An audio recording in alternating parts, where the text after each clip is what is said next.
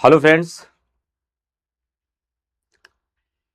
Good morning to all of you. स्वागत है एक बार फिर से आप सभी प्यारे विद्यार्थियों का पीडब्ल्यू यूपीपीसीएस के ऑनलाइन प्लेटफॉर्म पर। अनुपम, लक्ष्मी, शैलिजा, नूतन, जागृति, प्रदुम, वर्षा, समीक्षा, राहुल कुमार, दिव्या और ऐसे तमाम साथी और तमाम प्यारे विद्यार्थी जिनका नाम मैंने नहीं भी लिया, उन सबको वेरी गुड मॉर्निंग। और उम्मीद करते हैं आज सप्ताह का पहला दिन है, आप लोग बहुत अच्छे होंगे और संडे का इस्तेमाल अपने कैरियर के लिए बहुत अच्छी तरीके से आप लोगों ने किया होगा। और आप अपने जीवन में अपनी इस तैयारी में जितना बेहतर इस्तेमाल समय का करेंगे, हर रोज, हर घंटे, हर दिन, हर पहर, आपकी कामयाबी के रास्ते उतने आसान हो जाएंगे। बस सबसे ज़्यादा महत्व, सबसे ज़्यादा इम्पोर्टेंस हमें अपने टाइम को देना होता है, हमें अपने समय को देना होता है, क्योंकि इस सृष्टि पर आए हुए सभी लोगों के पास केवल 24 घंटे का ही समय है और उस 24 घंटे का उपयोग जो जितना बेहतर करेगा उतना बेहतर बनेगा। बस आप 24 घंटे का बेहतर प्रयोग करना सीखिए, रास्ता बहुत आसान हो जाएगा आपका। मैं बिल्कुल ठीक हूँ, बहुत अच्छा हूँ, बहुत फिट हूँ। और सैटरडे को सेमिनार था प्रयागराज में, कुछ विद्यार्थी आए भी थे वहाँ से, तो सेमिनार के बाद संडे को विराम था, रेस्ट मिल गया एक दिन के लिए, इसलिए तबीयत और बेहतर हो गई है। मैं बिल्कुल ठीक हूँ। तो very good morning to all of you. इस समय हम लोग पॉलिटी पढ़ रहे हैं अपने सर्वप्रथम बैच में, और पॉलिटी में भारतीय संविधान की विशेषता पढ़ रहे हैं। और भारतीय संविधान की विशेषता में जहां तक मुझे याद आ रहा है कि मौलिक कर्तव्य तक की मैंने चर्चा कर दी थी, और न्यायपालिका की स्वतंत्रता और निष्पक्षता में बता रहा था, और न्यायपालिका की स्वतंत्रता और निष्पक्षता के लिए संविधान में किए गए प्रावधान में बता रहा था। और उन प्रावधानों में 3 प्रावधान मैंने बता दिया था, 3 बचे हुए, उनकी चर्चा करके तब आज हम लोग आपातकाल, स्थायी स्वशासन, एकल नागरिकता, सार्वभौमिक वयस्क मताधिकार की चर्चा करेंगे। ठीक है, चलिए रेडी हो जाइए सारे लोग। तो रिकैप में हम लोगों ने उस दिन, लास्ट टॉपिक के दिन, हम लोगों ने क्या क्या आपको बताया था कि भारतीय संविधान की विशेषता है कि भारतीय संविधान के भीतर मूल अधिकार को शामिल किया गया है। भारतीय संविधान के भीतर मूल अधिकार को शामिल किया गया है।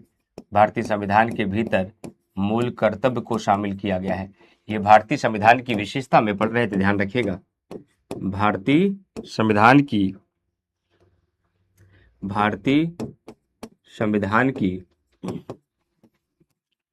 विशेषता में पढ़ रहे थे हम लोग। भारतीय संविधान की विशेषता में पढ़ रहे थे, और साथ ही साथ डीपीएसपी को भी हम लोगों ने देखा था, और लास्ट में स्वतंत्र एवं निष्पक्ष न्यायपालिका की चर्चा कर रहे थे। स्वतंत्र एवं निष्पक्ष न्यायपालिका की चर्चा कर रहे थे, न्यायपालिका की चर्चा कर रहे थे। और न्यायपालिका की स्वतंत्रता और निष्पक्षता के लिए संविधान में किए गए प्रावधानों पर मैंने चर्चा की थी, और उन चर्चाओं में मैंने आपको ये बताया था कि भारत में न केवल एक स्वतंत्र और निष्पक्ष न्यायपालिका का प्रावधान है, बल्कि भारतीय संविधान के भीतर न्यायपालिका की स्वतंत्रता और निष्पक्षता को लेकर के पूरा ध्यान दिया गया है। और न्यायपालिका की स्वतंत्रता और निष्पक्षता के लिए ही न्यायाधीशों की नियुक्ति में कोलिजियम व्यवस्था को अपनाई गई है।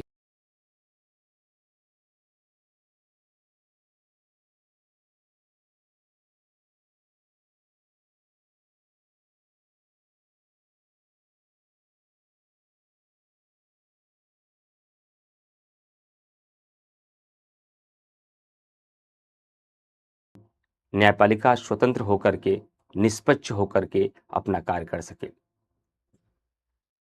ऐसा इसलिए किया गया है।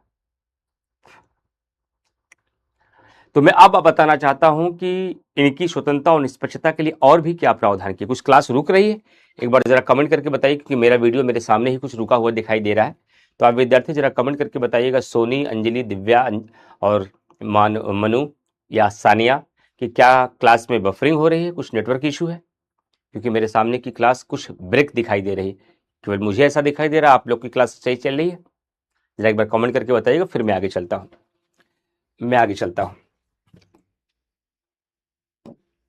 तो ध्यान रखिएगा। और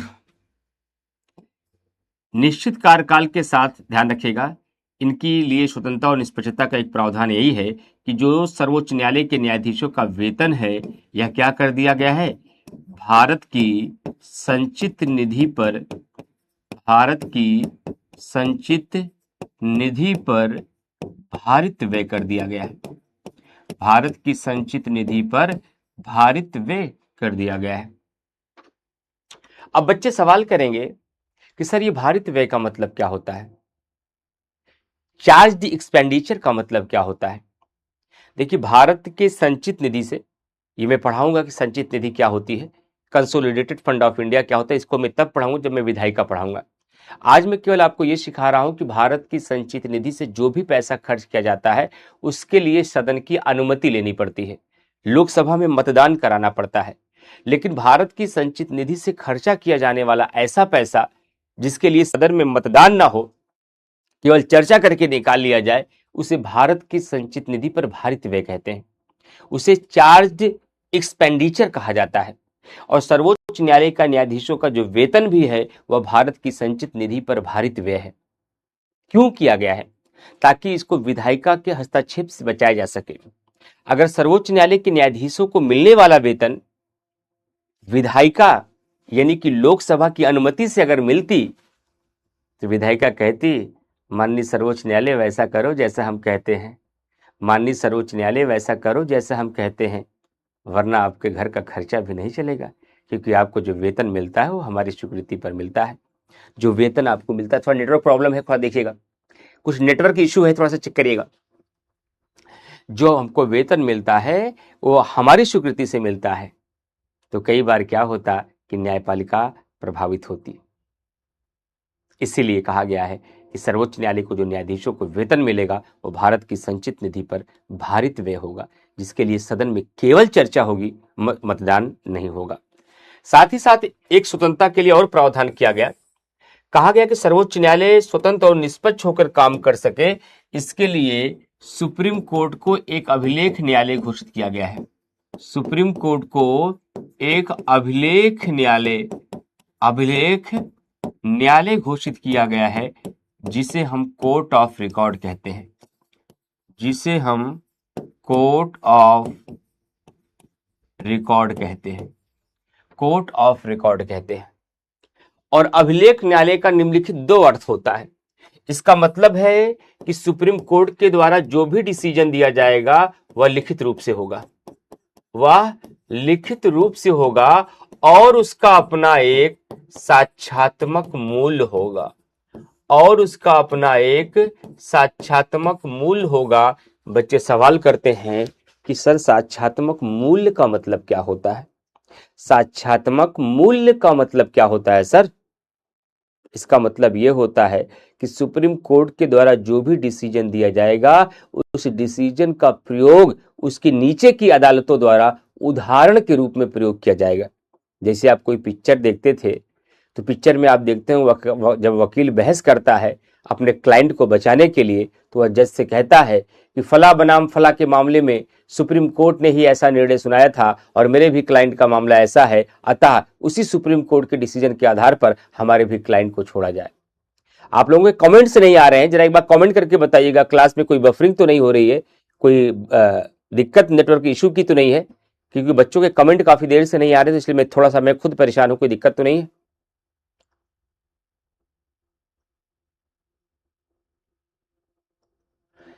मनु मिश्रा, पेज नोट्स के दो पार्ट है, एक 198 पेज का दूसरा पार्ट है, उससे पहले 100-200 कुछ पेज का है, दो पार्ट है नोट्स के बेटा।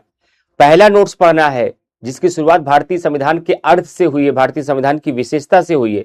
जो 198 पेज वाला नोट्स है वो दूसरा पार्ट है। ठीक है, अब आ रहा है कमेंट, ऑल इज वेल, बहुत अच्छा, ठीक है, कोई दिक्कत नहीं, बेस्ट है।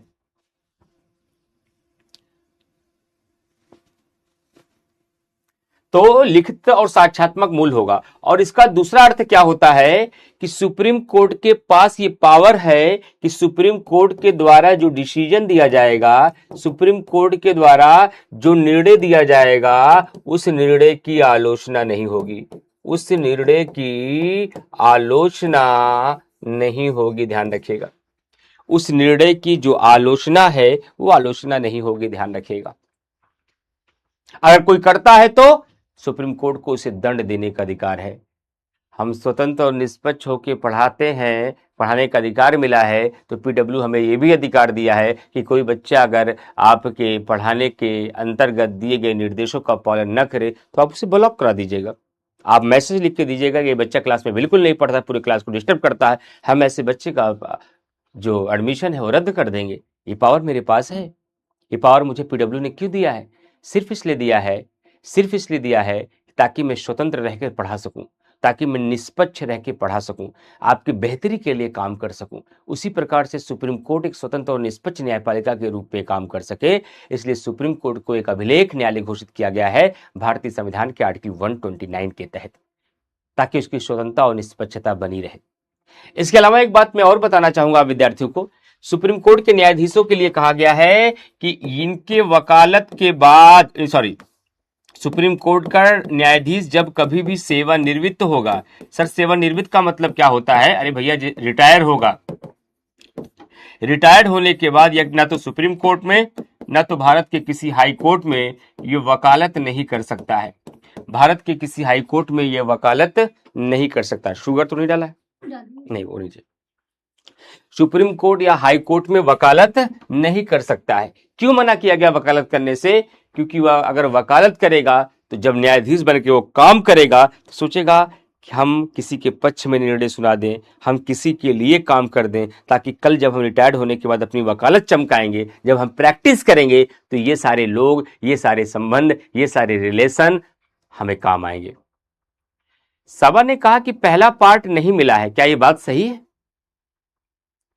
अगर एक बच्चे को मिल गया होगा तो ये मान लिया जाएगा सबको मिला है, आप ढूंढ नहीं पा रहे हैं शानिया या सभा। मैं पूछना चाहता हूं बच्चे जितनी मेरी आवाज सुने, क्या मेरे नोट्स का पहला पार्ट नहीं मिला आपको? उजमा तुम्हें मिले हैं दोनों नोट्स, पूछ रही हैं सभा जी। कोई बच्चा मुझे कमेंट करके बताए, कोई बच्चा मुझे बताए कि क्या पहला पार्ट अगर नहीं मिला तो मैं आज टीम को फिर बोल देता हूं कि पहला पार्ट अपलोड नहीं किया गया है। वनीता मौर्य जी कह मिला है सर, दोनों मिला है, आ गया कमेंट। तो ढूंढो बाबू ढूंढो, अगर दोनों मिला है तो सबको मिला है। अगर कोई एक व्यक्ति कह रहा है कि स्कूल की घंटी टंगी है तो इसका मतलब है कि घंटी है, लोग घंटी देख नहीं पा रहे हैं। दोनों मिला है भाई। बच्चों ने मुझे फीडबैक दिया कि सब शानदार तरीके से नोट्स है, मैं पढ़ रहा हूं, बहुत मजा आ रहा है। तो बगैर पढ़े कैसे मजा ले लिए बच्चे? पढ़े होंगे तभी तो मजा आया। हाँ, 268 पेज का देखिए, एसपी देशमणि ने पेज संख्या भी बता दी है कि पहला नोट सर आपका पहला पार्ट 268 पेज का है और दूसरा पार्ट 198 का है। पहले पार्ट का पहली हेडिंग मेरी लिखी गई होगी संविधान का अर्थ और उसके बाद होगा भारतीय संविधान की विशेषताएं। दोनों मिला है, ढूंढिए उसको भाई। आप ढूंढ नहीं पा रहे हैं, अविनाश त्रिपाठी और या कोई और जो भी बच्चे हैं जिनको नहीं मिला है, तो मिल चुका है। टीम ने दोनों नोट्स अपलोड कर दिया, आप सर्च नहीं कर पा रहे। लोगों से पूछिए कैसे सर्च करना है, आपके बच्चे जो आपके सहपाठी हैं, जो आपके कलीग्स हैं, वो कमेंट करके बता देंगे आपको। आप उनसे पूछ लीजिए, मैं पढ़ा रहा हूं आगे। चलिए, तो ध्यान रखिएगा और बाद में पूछिएगा, अभी पढ़ लीजिए नहीं, क्योंकि पूछने के चक्कर में आप क्लास में ध्यान नहीं देंगे। क्लास में ध्यान देना है, कॉमेंट अब नहीं करना है। बाद में आप अपने दोस्तों से पूछ लीजिएगा कि कैसे नोट से मिलना है, कहां से आपने देखा, हमको क्यों नहीं मिल रहा है। अभी मेरे क्लास पर ध्यान दीजिए, नहीं तो आप कॉन्सेप्ट भूल जाएंगे। इसके अलावा एक और बात कही गई है, कहा गया है कि न्यायपालिका स्वतंत्र और निष्पक्ष होकर काम कर सके, इसीलिए सुप्रीम कोर्ट के न्यायाधीशों के आचरण पर, सुप्रीम कोर्ट के न्यायाधीशों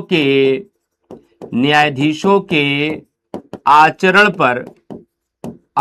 पर कोई बहस नहीं की जाएगी, कोई बहस नहीं की जाएगी। अनुच्छेद 121 में लिखा गया है। यूपीएससी ने, आईएएस ने सवाल पूछा है, संसद के भीतर, कहां पर? संसद के भीतर भी, ध्यान रखिएगा, संसद के भीतर कोई सदस्य सुप्रीम कोर्ट के न्यायाधीशों के आचरण पर बहस नहीं कर सकता है।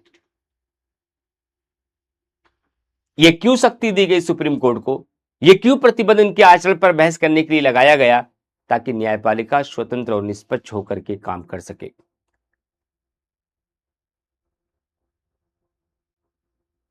अभी मैं सुप्रीम कोर्ट के बारे में बता रहा हूं, जब आयुष शर्मा में हाई कोर्ट पढ़ाऊंगा तो उसके बारे में मैं बताऊंगा।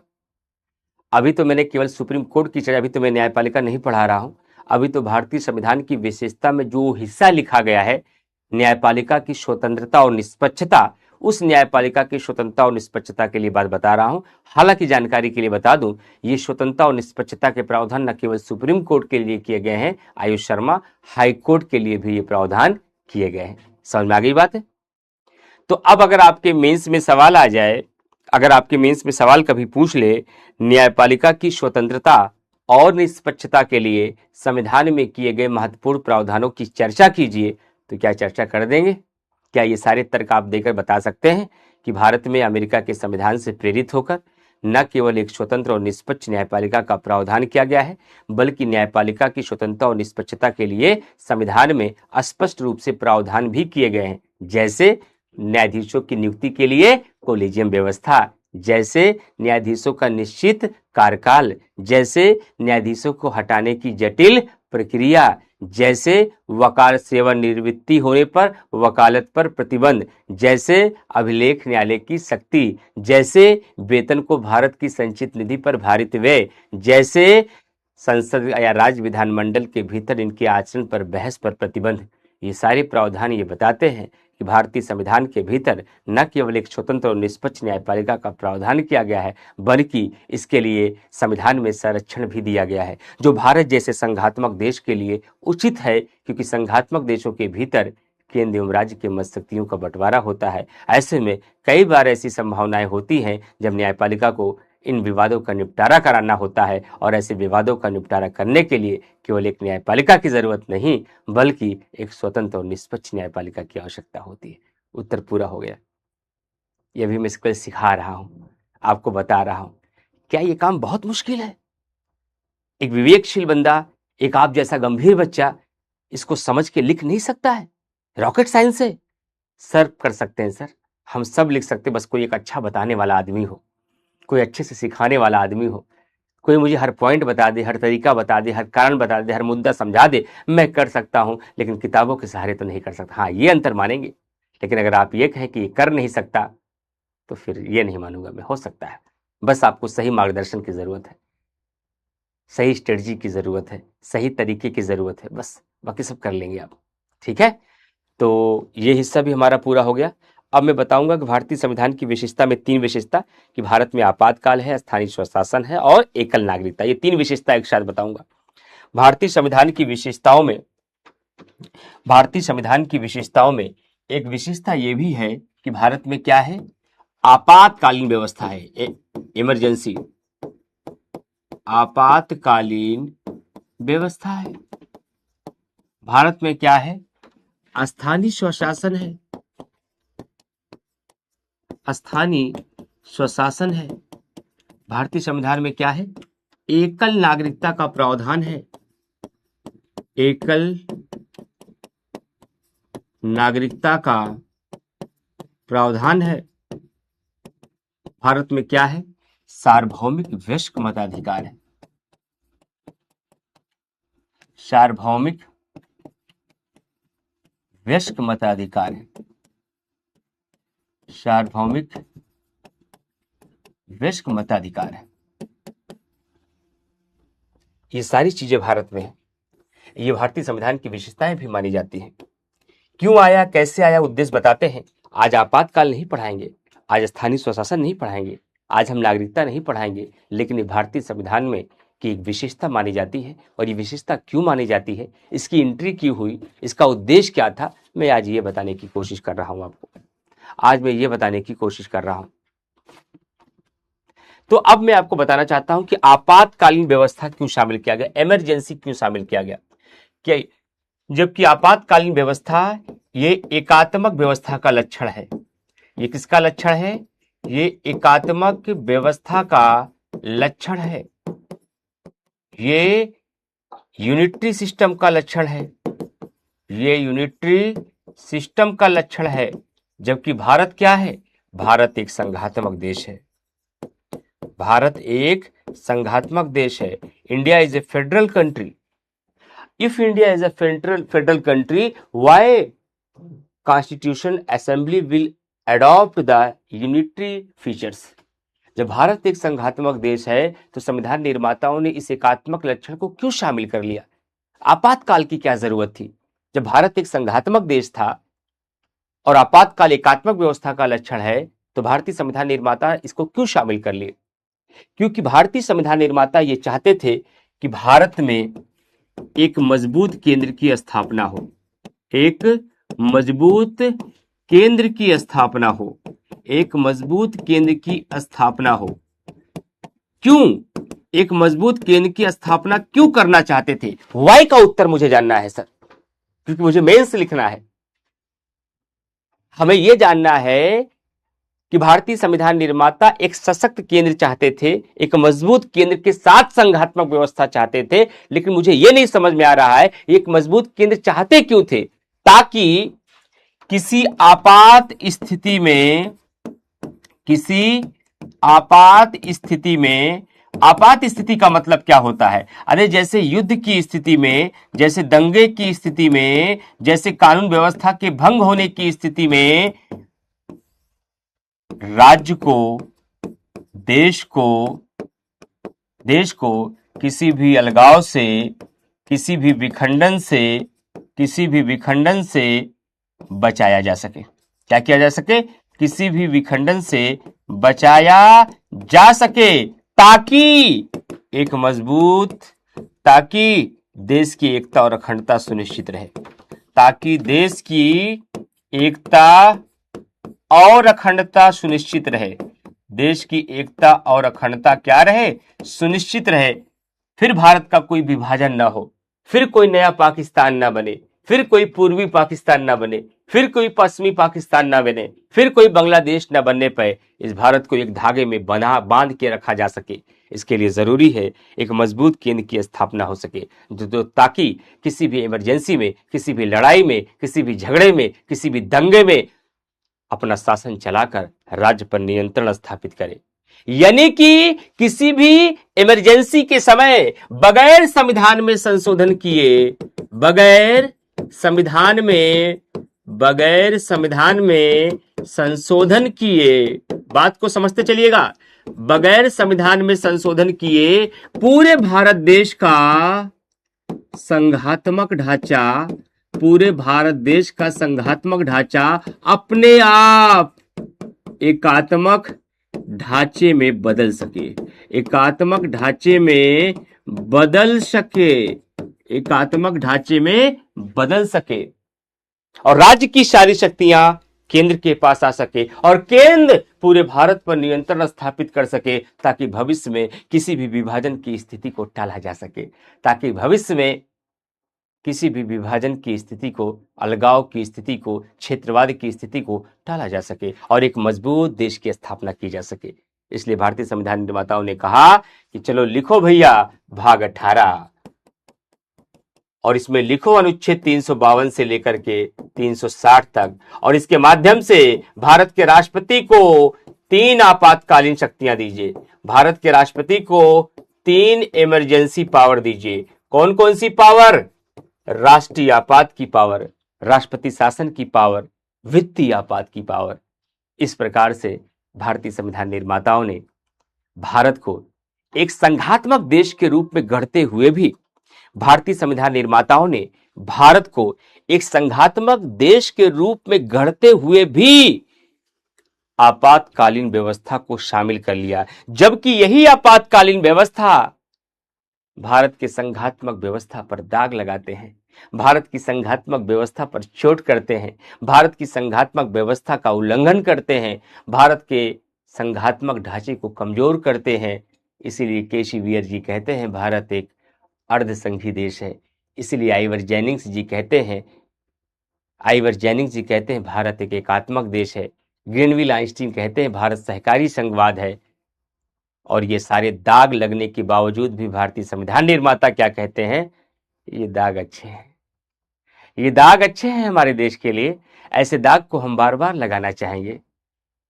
इसीलिए जब कोई आपके मम्मी पापा को समझाए, कोई आपके मम्मी पापा को भड़काए, बिटिया को भेज दियो दिल्ली पढ़ने के लिए, बिटिया को भेज दियो प्रयागराज पढ़ने के लिए, अकेले उसको हॉस्टल दिला दियो हो, लोग क्या कहेंगे?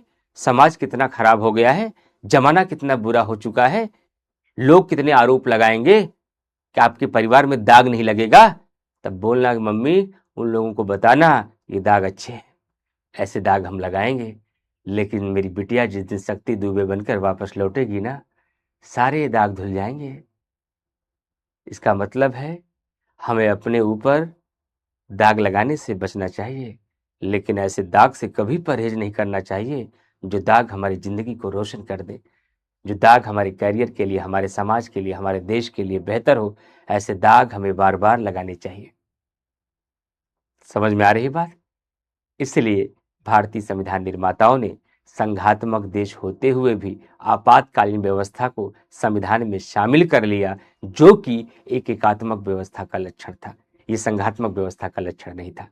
तो समझ में आ गई कि इमरजेंसी प्रोविजंस की एंट्री क्यों हुई और इमरजेंसी प्रोविजंस का मकसद क्या था, पर्पस क्या था, और ये भारतीय संविधान पर कौन सा दाग लगाते हैं और ये दाग कैसे हैं।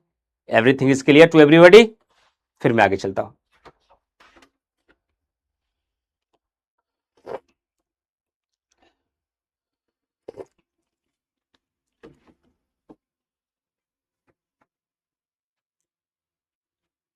इसलिए भारतीय संविधान की विशेषता में एक विशेषता यह भी मानी जाती है कि भारत भले ही एक संघात्मक देश है, लेकिन वहां पर आपातकालीन व्यवस्था को शामिल किया गया है। आगे बढ़ते हैं, स्थानीय स्वशासन के बारे में बताते हैं। स्थानीय स्वशासन के बारे में बताते हैं। स्थानीय स्वशासन की एंट्री क्यों हुई और कैसे हुई? स्थानीय स्वशासन, इसी स्थानीय स्वशासन को हम बोलते हैं पंचायती राज व्यवस्था। पंचायती राज व्यवस्था, पंचायती राज व्यवस्था बोलते हैं। इससे हम क्या बोलते हैं? पंचायती राज व्यवस्था। और ये ध्यान रखिएगा, स्थानीय स्तर पर जो गांव का शासन होता है, स्थानीय स्तर पर जो गांव का शासन होता है, उसे हम पंचायती राज कहते हैं। उसे हम पंचायती राज कहते हैं। जो शहरों का शासन होता है, जो शहरों का शासन होता है, उसे हम नगर पालिका कहते हैं। उसे हम नगर पालिका कहते हैं। क्या जरूरत थी इसकी? और इसी को मैं बता दूं आज आप विद्यार्थियों को, यह तृतीय स्तर की शासन व्यवस्था है। ये कैसी शासन व्यवस्था है? कॉन्सेप्ट को समझिएगा। ये तृतीय स्तर की शासन व्यवस्था है। कैसी व्यवस्था है? ये तृतीय स्तर की शासन व्यवस्था है। और संघात्मक व्यवस्था में कितने स्तर की शासन व्यवस्था होती है? मैंने संघात्मक व्यवस्था के लक्षण बता दिए हैं, मैंने संघात्मक व्यवस्था की विशेषता बता दी है। तो जरा बताइए मेरे प्यारे विद्यार्थियों कि संघात्मक व्यवस्था के क्या लक्षण मैंने सिखाए थे? सर आपने सिखाया था कि संघात्मक व्यवस्था में 2 स्तर की सरकारें होती हैं। सर आपने सिखाया था कि संघात्मक व्यवस्था में 2 स्तर की सरकारें होती हैं। कौन कौन सी सरकारें? एक केंद्र स्तर पर और एक प्रांत स्तर पर, जिसे आप कहते हैं राज्य स्तर पर। 2 स्तर की सरकारें होती हैं। कहां? वहां जहां फेडरल सिस्टम होता है, जहां संघात्मक व्यवस्था होती है। India is also a federal system, India is also a federal country, that's why here is also a 2 governments. यहां पर भी 2 स्तर की सरकारें होती हैं, एक केंद्र स्तर की, एक राज्य स्तर की या प्रांत स्तर की। और ये कौन से स्तर की सरकारें हैं? तृतीय स्तर की सरकारें हैं। क्यों जोड़ा गया? क्या जरूरत थी इसकी? हम तो संघात्मक व्यवस्था में दाग लगाते हुए एकात्मक लक्षण को शामिल कर रहे हैं, और आज हम संघात्मक व्यवस्था से एक कदम आगे चले जा रहे हैं। ऐसा क्यों? किसने कहा है कि इसकी जरूरत है भारत देश में? और क्यों जरूरत थी? क्या था इसका पर्पस? क्या था उद्देश्य? कब आया संविधान में? कहां रखा गया? बताता हूं आगामी 5 मिनट में। जब भारतीय संविधान का निर्माण हो रहा था, तो महात्मा गांधी जी ने कहा कि अगर स्थानीय स्तर पर स्वशासन आएगा, अगर संविधान में ग्राम पंचायतों का गठन किया गया, तो भारत की लोकतंत्रात्मक व्यवस्था और मजबूत हो जाएगी। दिल्ली से चमकने वाला सूरज गांव के गलियारों तक पहुंचेगा। ध्यान से सुनिएगा मेरी हर एक बात को।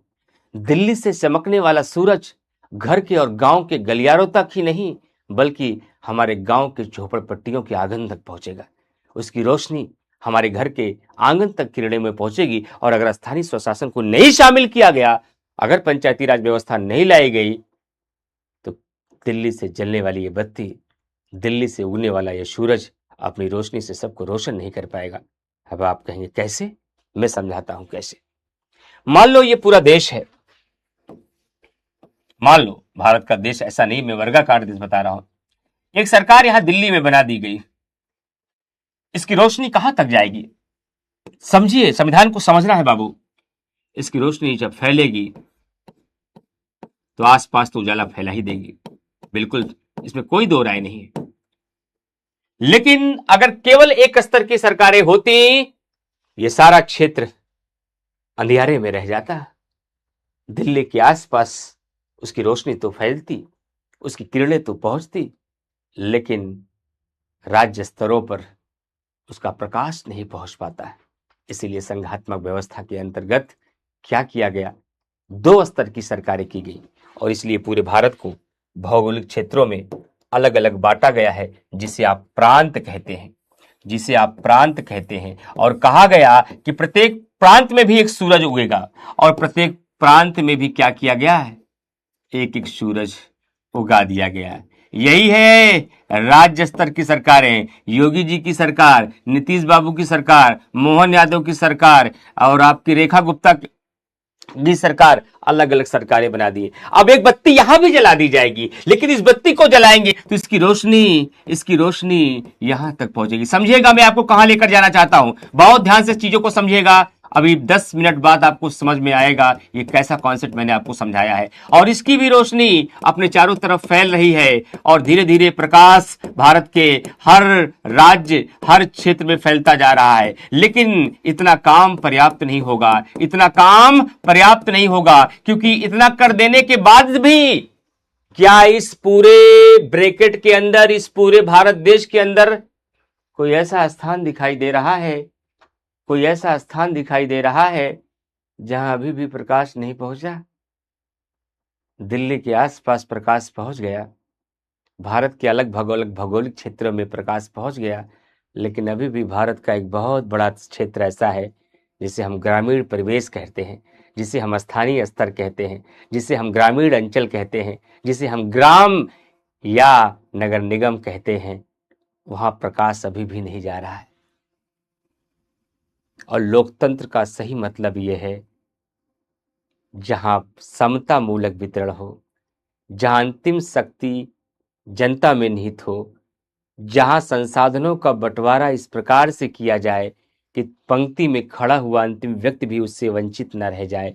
लेकिन इस 2 स्तर की सरकारों में गांधी जी कह रहे हैं एक बहुत बड़ा क्षेत्र है जो प्रकाश से वंचित हो जा रहा है, इसको भी प्रकाश देना होगा, इसे भी रोशनी देनी होगी। और इसे रोशनी देने के लिए हमें जिस प्रकार से हमने केंद्र में दिल्ली की सत्ता बैठाई है, राज्य में राज्य की सत्ता बैठाई है, उसी तरीके से गांव में भी एक सत्ता बैठानी होगी, उसी प्रकार से गांव में भी एक सत्ता बैठानी होगी। और उसी सत्ता का नाम है, उसी सरकार का नाम है तृतीय स्तर की शासन व्यवस्था, यानी कि पंचायती राज व्यवस्था। और ये जब इसका प्रकाश भी फैलेगा, और जब इसका प्रकाश फैलना शुरू होगा, जब इसका प्रकाश फैलना शुरू होगा, तो भारत का कोई एक गली, एक गलियारा, एक घर, एक आंगन ऐसा नहीं बचेगा जहां पर प्रशासन की शक्तियां नहीं पहुंच पाएंगी, जहां पर लोकतांत्रिक पावर नहीं पहुंच पाएगा, और भारत का लोकतंत्र बहुत मजबूत हो जाएगा। लेकिन बगैर स्थानीय स्वशासन के हमारा देश का प्रशासन हर घर तक नहीं पहुंच पाएगा, प्रशासनिक शक्तियां हर लोगों तक नहीं पहुंच पाएंगी, लोकतांत्रिक विकेंद्रीकरण नहीं हो पाएगा, और हमारा लोकतंत्र खोखला हो जाएगा, हमारा लोकतंत्र कमजोर हो जाएगा। भारत एक कृषि प्रधान देश है, भारत की आधी आबादी गांव में बसती है, लखनऊ में नहीं, दिल्ली में नहीं, गुड़गांव में नहीं, नोएडा में नहीं, मद्रास में नहीं, कलकत्ता में नहीं, भारत की आज भी 40% आबादी गांव में बसती है। और ऐसी आबादी के लिए अगर नहीं सोचा गया तो हम कितना भी बड़ा लोकतंत्र खड़ा कर दें, वह लोकतंत्र अधूरा हो जाएगा। इसलिए गांधी जी ने कहा कि पंचायती राज व्यवस्था को संविधान में शामिल करो, प्रशासन के तृतीय स्तर को जोड़ो, लोगों ने कहा इससे क्या होगा, कहा इससे दो काम होगा। पहला तो लोकतांत्रिक विकेंद्रीकरण होगा, लोकतांत्रिक विकेंद्रीकरण होगा, लोकतांत्रिक विकेंद्रीकरण होगा, यानी कि प्रशासन की शक्तियां हर व्यक्ति तक पहुंच पाएगी, प्रशासन में सबकी भागीदारी हो पाएगी। सवाल अभी आया था बिहार पीसीएस 13 सितंबर 2025, उठा के देखिएगा, पॉलिटी का सवाल है। वहां एक सवाल पूछा गया कि पंचायती राज व्यवस्था का निम्नलिखित में से सर्वोत्तम सही उद्देश्य क्या है। बहुत सारे उद्देश्य दिए गए थे, उसमें एक विकल्प यह था कि प्रशासन में प्रत्येक व्यक्ति को भागीदार बनाना, प्रशासन में प्रत्येक व्यक्ति को भागीदार बनाना। यह लक्ष्मीकांत में नहीं लिखा है, ये किताबों में नहीं लिखा है, ये एनसीईआरटी में भी नहीं इतनी स्पष्ट रूप से लिखा है, लेकिन जब उसी पंचायती राज व्यवस्था को आप गारोगे, जो रस टपकेगा उस रस में ये मिलेगा कि पंचायती राज व्यवस्था हमें ये बताती है कि पंचायती राज व्यवस्था से प्रशासन में प्रत्येक व्यक्ति को भागीदार बनाया जा सकेगा। अगर पंचायती राज व्यवस्था को नहीं लाया गया तो प्रशासन में सबकी भागीदारी नहीं हो पाएगी, लोकतांत्रिक शक्तियां देश के प्रत्येक व्यक्ति तक नहीं पहुंच पाएगी। ये निचोड़ना पड़ेगा, और इस निचोड़ने के लिए आपका शिक्षक आपके सामने है, आपके इमरान सर आपके सामने है, पीडब्ल्यू आपके साथ है, जो निचोड़ने का काम करेगी विषय को और उस रस को आपको पिलाएगी, जिससे आज कई लाख विद्यार्थी वंचित हैं, जो सिलेक्शन के दहलीज तक नहीं पहुंच पा रहे हैं। इसका मतलब है कि पंचायती राज व्यवस्था का पहला उद्देश्य है लोकतांत्रिक विकेंद्रीकरण, और इसका अर्थ है प्रशासन में प्रत्येक व्यक्ति को भागीदार बनाना, लोकतांत्रिक शक्तियां सब तक पहुंचाना, और दूसरा प्रशासन में जन भागीदारी बढ़ाना। प्रशासन में जन भागीदारी बढ़ाना, सरकार का बोझ कौन से सरकार का, अरे राज्य सरकार का, अरे केंद्र सरकार का बोझ कम करना। कैसे? पंचायती राज व्यवस्था से राज्य सरकार का और केंद्र सरकार का बोझ कैसे कम होगा? अरे जब गांव की नालियां टूटती हैं, जब गांव की पगडंडियां खराब होती हैं, जब लोगों को काम नहीं मिलता है, जब शौचालय आपका खराब हो जाता है, जब सोलर लाइट की बत्ती बुझ जाती है, उसका लाइट फ्यूज हो जाता है, आप किसके पास जाते हो? योगी जी के पास या मोदी जी के पास? क्या बात करते हैं सर, ना हम योगी जी के पास जाते हैं, न मोदी जी के पास जाते हैं, बल्कि अपने गांव के प्रधान के घर पहुंचकर ऐसी छोटी मोटी समस्याओं का समाधान कर लेते हैं। अगर ये पंचायती राज व्यवस्था नहीं होती तो गांव की सड़कों के लिए भी, अनाज के लिए भी, कोटे पे तेल के लिए भी, चीनी के लिए भी, मनरेगा में काम के लिए भी, सोलर लाइट के लिए भी, शौचालय के लिए भी आपको लखनऊ और दिल्ली का चक्कर लगाना पड़ता, और प्रांत स्तर की सरकारों का और दिल्ली में बैठी हुई सत्ता का काम बढ़ा देते आप। लेकिन ऐसे कामों के लिए आपके पास है जिसका नाम है ग्राम प्रधान, जो आपकी इन सारी समस्याओं का समाधान करता है। और इसका लाभ एक और होगा। महात्मा गांधी जी ने कहा, यदि पंचायती राज व्यवस्था को संविधान में शामिल किया गया, लोकतांत्रिक विकेंद्रीकरण होगा, प्रशासन में जन भागीदारी आएगी, प्रत्येक व्यक्ति प्रशासन में भागीदार बनेगा, स्थानीय स्तर पर अपनी प्रशासनिक शक्तियों के माध्यम से अपनी समस्याओं का समाधान किया जा सकेगा, और प्रत्येक व्यक्ति में राजनीतिक चेतना का विकास होगा, राजनीतिक चेतना का विकास होगा, और प्रत्येक व्यक्ति में राजनीतिक चेतना का विकास होगा। राजनीतिक चेतना का कैसे विकास होगा? कैसे उनके अंदर राजनीतिक इच्छा जागेगी? बताऊं? दो एग्जांपल दिखाऊं? आपने देखा नहीं है आपके अंदर राजनीतिक चेतना, राजनीति आपके जीन्स में आ गई है।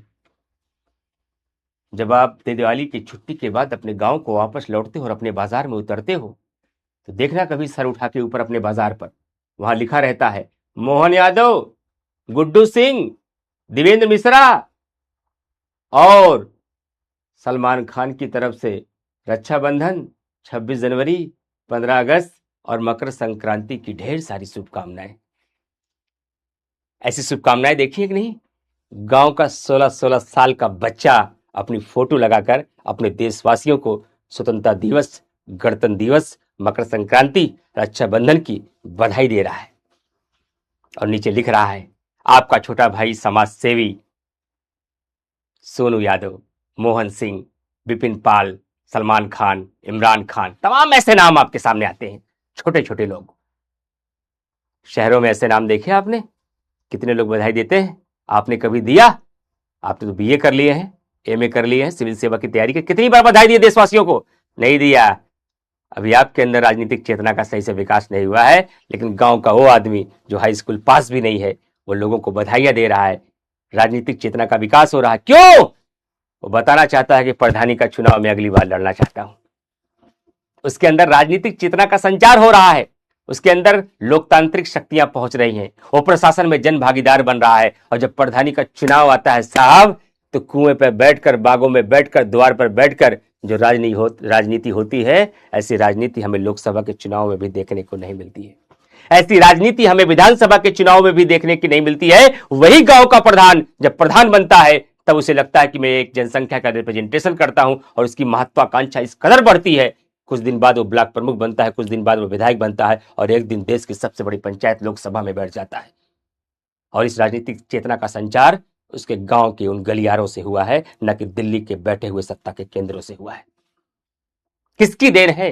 पंचायती राज व्यवस्था की देन है। इसलिए महात्मा गांधी जी ने कहा कि संघात्मक व्यवस्था के लिए दो स्तर की सरकारें पर्याप्त होती हैं, लेकिन भारत जैसे विशाल जनसंख्या वाले देश में, भारत जैसे विशाल जन आकार वाले देश में, भारत जैसे विशाल भौगोलिक क्षेत्र वाले देश में, जहां पर आधी जनसंख्या, आधी आबादी गांव में बसा करती है, ऐसे देश को सफल बनाने के लिए, ऐसे देश में लोकतांत्रिक विकेंद्रीकरण के लिए, ऐसे देश में सरकारों का बोझ कम करने के लिए, ऐसे देश में राजनीतिक चेतना के विकास के लिए, ऐसे देश में प्रशासनिक भागीदारी के लिए हमें पंचायती राज व्यवस्था को भी संविधान में शामिल करना पड़ेगा और तृतीय स्तर के प्रशासन को जोड़ना पड़ेगा। लेकिन ये सारी बातें महात्मा गांधी की से मुंह से निकली ही थी कि 30 जनवरी 1948 को नाथूराम गोडसे द्वारा गांधी जी की हत्या कर दी जाती है। ये बात महात्मा गांधी जी के मुख से निकल ही रही थी कि उसके कुछ ही दिन बाद 30 जनवरी 1948 को गांधी जी की हत्या हो जाती है। इसलिए आज भी पश्चिम के बहुत सारे विद्वान ये कहते हैं, अगर गांधी जी की हत्या 30 जनवरी 1948 को नहीं हुई होती, तो भारत का संविधान बिल्कुल वैसा नहीं होता जैसा आज है। इसमें कुछ परिवर्तन जरूर दिखाई देता, और इसका सबसे बड़ा परिवर्तन यही होता कि जिस पंचायती राज व्यवस्था को संवैधानिक मान्यता 1992 में 73वें संविधान संशोधन के द्वारा मिली, अगर गांधी जी संविधान बनने तक जिंदा रहे होते, तो ये पंचायती राज व्यवस्था संविधान लागू होते ही प्रत्येक देश में, प्रत्येक राज्य में लागू हो जाता। इसे संवैधानिक मान्यता 26 जनवरी 1950 को ही मिल जाती। ये सबसे बड़ा परिवर्तन होता यदि गांधी जी की हत्या 30 जनवरी 1948 को नहीं हुई होती है। इतने कॉन्सेप्ट के बाद आज कोई मेंस का एक सवाल दे, पंचायती राज व्यवस्था के महत्व को स्पष्ट कीजिए, कलम रुकेगी कि कलम चलेगी? अगर आज आपसे कोई सवाल पूछे कि पंचायती राज व्यवस्था या स्थानीय स्वशासन के महत्व को बताइए, तो जितना कॉन्सेप्ट मैंने सिखाया, जो पर्पस मैंने आपको बताया, क्या इस पर्पस के सहारे आपकी कलम चल सकती है? क्या 5 पॉइंट आप बता सकते हैं? What is the importance of Panchayati Raj व्यवस्था? What is the importance of local government? You can और नॉट?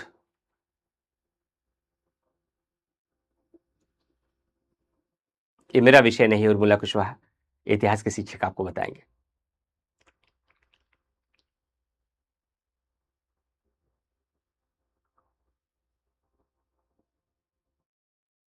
और अभी पंचायती राज व्यवस्था बताया नहीं हूं, ये केवल ट्रेलर है पंचायती राज व्यवस्था का। ये मैं केवल ये बता रहा हूं कि पंचायती राज व्यवस्था की एंट्री कैसे हुई है और पंचायती राज व्यवस्था का पर्पस क्या है। और यह भी भारतीय संविधान की एक विशेषता है। दुनिया भर के ज्यादातर संघात्मक देशों में केवल 2 स्तर की सरकारें होती हैं, लेकिन भारत एक ऐसा संघात्मक देश है जहां पर 2 स्तर की सरकारें नहीं, 3 स्तर की सरकारें हैं। क्योंकि आगे चलकर 73वां संविधान संशोधन 1992 और 92 के माध्यम से पंचायती राज व्यवस्था को संवैधानिक मान्यता दिया गया और इसे संविधान में शामिल किया गया। आज भारत के प्रत्येक राज्य में पंचायतों का चुनाव होता है, और आज पंचायतों की ही देन है कि काला जूता भी अगर घर के तक आप पहन कर जाते हैं तो उस पर धूल नहीं लगती है, क्योंकि इंटरलॉकिंग से आपकी सड़कें लैस हैं। कहीं कहीं तो आरसीसी भी हो गई है। अब शौच के लिए आपकी माओं को, आपकी बहनों को और आपको तालाब के किनारे नहीं बैठना पड़ता, हर घर के सामने एक शौचालय बना हुआ है। ये पंचायती राज व्यवस्था की देन है। आज प्रत्येक व्यक्ति को शाम तक खाने पीने के लिए मनरेगा के माध्यम से 200-300 रुपये मिल जाता है। आज व्यक्ति कोई भूखा गांव में नहीं रह रहा है। आज किसी माँ को अपने बच्चे को जन्म देने के लिए जिला अस्पताल नहीं आना पड़ता है। गांव के भीतर प्राथमिक स्वास्थ्य केंद्र है जहां पर महिलाओं की डिलीवरी हो जाती है। आज गांव के भीतर पढ़ने के लिए प्राथमिक पाठशाला के लिए आपको सेंट जेवियर्स स्कूल में नहीं आना पड़ता, किसी कॉन्वेंट स्कूल में नहीं आना पड़ता। हर गांव के भीतर एक प्राइमरी स्कूल है जहां मिड डे मील योजना के माध्यम से आपको पोषण युक्त भोजन दिया जाता है और आप वहां पढ़ रहे हैं और अच्छा पोषण भी प्राप्त कर पा रहे हैं। ये सब किसकी देन है साहब? ये सब पंचायती राज व्यवस्था की देन है, ये सब स्थानीय स्वशासन की देन है। तो निस्संदेह रूप से पंचायती राज व्यवस्था ने लोकतांत्रिक विकेंद्रीकरण किया, प्रशासन में लोगों को भागीदार बनाया, प्रत्येक व्यक्ति के अंतर्गत राजनीतिक चेतना का विकास किया, राज्य सरकार और केंद्र सरकार के कार्यों के बोझों को कम किया। और इसका परिणाम क्या हो रहा है? 50 साल पहले का गांव जो हर व्यक्ति शहर जाने के लिए मजबूर था, आज आपके पापा रिटायर्ड होने के बाद कहते हैं बेटा फार्म हाउस गांव में बनाएंगे, बेटा फार्म हाउस गांव में बनाएंगे। आज लोग शहरों से गांव की तरफ जा रहे हैं। ये किसकी देन है? ये पंचायती राज व्यवस्था की देन है। क्योंकि गांव से लोग शहरों की तरफ क्यों आ रहे थे? रोजगार के लिए आ रहे थे, शिक्षा के लिए आ रहे थे, अच्छे स्वास्थ्य के लिए आ रहे थे, शहरों के चकाचौंध के लिए आ रहे थे। लेकिन आज गांव में क्या नहीं है? गांव में इन्वर्टर भी है, गांव में लाइट भी है, गांव में सड़कें भी हैं, गांव में सारी सुविधाएं हैं, गांव में इंटरनेट भी है। मैं चाहूं तो अपने गांव से भी जाकर के ये ऑनलाइन क्लास ले सकता हूं। मैं अपने गांव के रहकर खेती बाड़ी करके भी मैं पूरे भारत के बच्चों को पढ़ा सकता हूं अगर चाहूं तो। इसका मतलब है कि पंचायती राज व्यवस्था का वर्तमान समय में एक महत्व ये भी है कि जो प्लान आज से 50 साल पहले गांव से शहरों की ओर हो रहा था, उस प्लान पर भी प्रतिबंध लग पाया है और लोग अब धीरे धीरे शहर से गांव की ओर जाना चाह रहे हैं। क्योंकि लोग चकाचौंध से ऊब चुके हैं, लोग सुकून ढूंढ रहे हैं, लोग शांति ढूंढ रहे हैं। लोग गांव शहर से गांव की ओर जा रहे हैं क्योंकि लोगों को सही हवा नहीं मिल रही है, लोग सांसों के लिए तरस रहे हैं। दिल्ली में व्यक्ति संघर्ष कर रहा है कि सांसों के लिए ताकत लगानी पड़ रही है, लेकिन गांव में आज स्वच्छ पर्यावरण है, स्वच्छ वातावरण है, अच्छी सांसें ले रहे हैं, अच्छा भोजन ले रहे हैं, अच्छे पानी है और हमारा हेल्थ ठीक है। इसका मतलब जो चुनौतियां कल गांव में थी, वो चुनौतियां आज शहरों में आ गई हैं। वो देन किसकी है? पंचायती राज व्यवस्था की।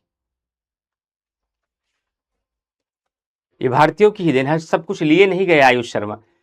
सोचना अच्छी बात है लेकिन बहुत सोचना बुरी बात है आयुष, कुछ ज्यादा सोच लेते हैं आप। हर चीजें लिए नहीं गया है। ये स्थानीय स्वशासन, हमने तो कहा दुनिया के ज्यादातर देशों में ये स्थानीय स्वशासन की व्यवस्था नहीं देखने को मिलती है, लेकिन भारत में देखने को मिलती है। ये भारत की उपज है आयुष शर्मा, ये भारत की उपज है, ये गांधी जी के विचारों की उपज है। ये पंचायती राज व्यवस्था मैंने दुनिया भर के लोगों को दिखाया है कि केवल 2 स्तर की सरकारें ही नहीं, सरकारें तो 3 स्तर की भी हो सकती हैं। समझ में आया? तो मैं बस यही समझ डेवलप करने आया हूं। बाकी रटने वाली चीज तो सब रटा दूंगा, सब जुबान पे आ जाएगा। लेकिन मैं चाहता हूं कि ऐसी पॉलिटी पढ़ा के विदा करूं आपको, फिर जब आप पॉलिटी के बारे में एग्जाम में क्वेश्चन करो और लिखो तो लगे कि कुछ मैं जानता हूं, मैं कुछ समझता हूं और दूसरों को समझा भी सकूं आप। ठीक? तो स्थानीय स्वशासन क्लियर हो गया सारे बच्चों को? पूरा कॉन्सेप्ट क्लियर हो गया कि स्थानीय स्वशासन की एंट्री क्यों हुई, स्थानीय स्वशासन का लक्ष्य क्या था और इसका महत्व क्या है, इसकी सिफारिश किसने की थी और इसे संवैधानिक मान्यता कब मिली। अब मेरा नोट्स पढ़िएगा इसके बाद। अब मैं आगे बढ़ूंगा। अब मैं बताऊंगा आपको कि भारतीय संविधान के भीतर एकल नागरिकता को क्यों शामिल किया गया।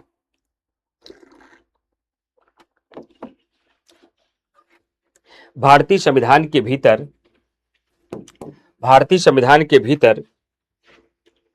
एकल नागरिकता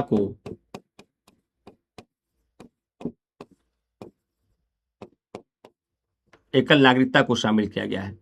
यह भी भारतीय संविधान की विशेषता है। भारत एक संघात्मक देश होते हुए भी भारत दोहरी नागरिकता के विचार को नहीं अपनाता है। भारत जो है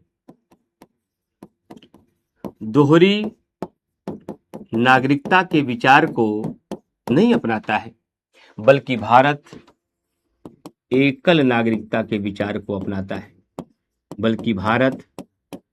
एकल नागरिकता के विचार को अपनाता है। एकल नागरिकता एकात्मक व्यवस्था का लक्षण है और दोहरी नागरिकता संघात्मक व्यवस्था का लक्षण है। संघात्मक व्यवस्था का लक्षण है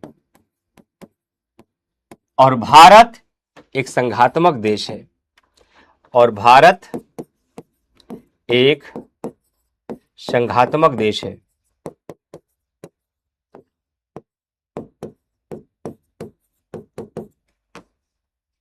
भारत एक संघात्मक देश है। India is a federal country. विरोधाभास दिख रहा है। दोहरी नागरिकता संघात्मक व्यवस्था का लक्षण है, एकल नागरिकता एकात्मक व्यवस्था का लक्षण है। भारत एक संघात्मक देश है, फिर भी भारतीय संविधान निर्माताओं ने एकल नागरिकता को अपनाया है।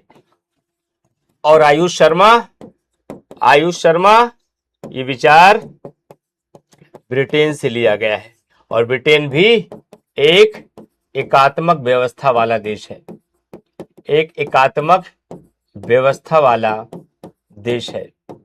और मैं जानकारी के लिए एक बात और बता दूं, ये सारे कॉन्सेप्ट ध्यान रखिएगा। और मैं जानकारी के लिए आप विद्यार्थियों को एक बात और बता दूं कि पूरी दुनिया भर में 3 प्रकार के संविधान नागरिकता चलती है। एक एकल नागरिकता, एक दोहरी नागरिकता, एक तिहरी नागरिकता भी चलती है। और दोहरी नागरिकता का विचार कहां अपनाया गया है? अमेरिका में। और तिहरी नागरिकता का विचार कहां अपनाया गया है? और तिहरी नागरिकता का विचार कहां अपनाया गया है? तिहरी नागरिकता का विचार कहां अपनाया गया है? तिहरी नागरिकता का विचार कहां अपनाया गया है? स्विट्जरलैंड में।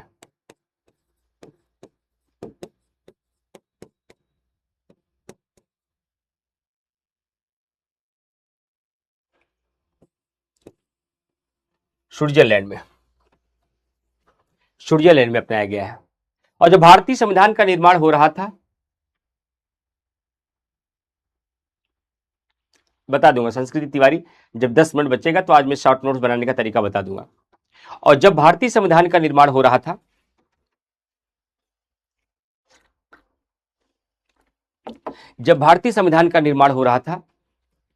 तो भारतीय संविधान निर्माताओं के पास ये तीनों विकल्प खुले थे। वो चाहते थे स्विट्जरलैंड की तरह तिहरी नागरिकता को अपना लेते, अगर वो चाहते तो अमेरिका की तरह दोहरी नागरिकता को अपना लेते, और यदि वह चाहते तो ब्रिटेन की तरह एकल नागरिकता के विचार को अपना लेते। ये तीनों विकल्प भारतीय संविधान निर्माताओं के सामने खुले थे, कोई बाध्यता नहीं थी। लेकिन भारतीय संविधान निर्माताओं ने तिहरी नागरिकता को क्यों नहीं अपनाया? भारतीय संविधान निर्माताओं ने दोहरी नागरिकता को क्यों नहीं अपनाया? भारतीय संविधान निर्माताओं ने एकल नागरिकता को ही क्यों अपनाया? ये तीनों नागरिकता का मतलब क्या होता है? एकल नागरिकता का मतलब होता है व्यक्ति केवल अपने देश की नागरिकता प्राप्त करेगा। मतलब वो कहेगा कि अगर एकल नागरिकता को अपनाता मैं केवल भारत का नागरिक हूं, बस, इसके अलावा कुछ नहीं।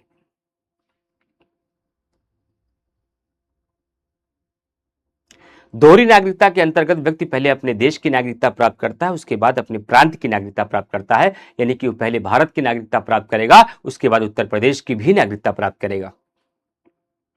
और तिहरी नागरिकता के अंतर्गत व्यक्ति पहले अपने देश की नागरिकता प्राप्त करेगा, फिर अपने प्रांत की नागरिकता प्राप्त करेगा, फिर अपने जिले की भी नागरिकता प्राप्त करेगा। अगर भारत में तिहरी नागरिकता का विचार अपनाया गया होता तो पहले आप भारत का नागरिक बनते, फिर यूपी के नागरिक बनते, फिर इलाहाबाद के नागरिक बनते। तो तिहरी नागरिकता और दोहरी नागरिकता में दिक्कत क्या थी सर? मैं ये समझ गया सर, इतना तो हम लोग भी समझदार हैं, इतनी बुद्धि हमारी भी काम करती है, इतना हमने भी पढ़ लिख रखा है कि हम इसका मतलब समझ पा रहे हैं कि भारतीय संविधान निर्माताओं ने तिहरी नागरिकता के विचार को नहीं अपनाया, भारतीय संविधान निर्माताओं ने दोहरी नागरिकता के विचार को भी नहीं अपनाया। आखिरकार भारतीय संविधान निर्माताओं ने एकल नागरिकता को ही क्यों अपनाया? This is the matter, this is the question. मैं बताता हूं, ध्यान से सुनिएगा। एक एग्जांपल देता हूं, 5 मिनट का, कहानी बुढ़ापे तक क्लियर हो जाएगी, कल तक नहीं। बुढ़ापे तक फिर आप नहीं भूलेंगे कि नागरिकता को अपनाने का रीजन क्या था और ये ठीक था या नहीं ठीक था।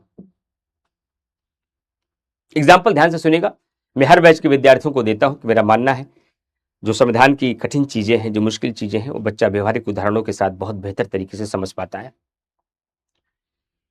ठंडी का समय आ रहा है, अगर गांव आप के रहने वाले हैं और गांव के लंदन से थोड़ी आए हैं, गांव से आए होंगे आप भी, अगर आप गांव के रहने वाले हैं तो ठंडियों में गांव में खूब टूर्नामेंट होता है। हाँ हाँ सर, हम भी खूब खेले टूर्नामेंट, बड़ी मार पड़ी टूर्नामेंट खेलने के लिए।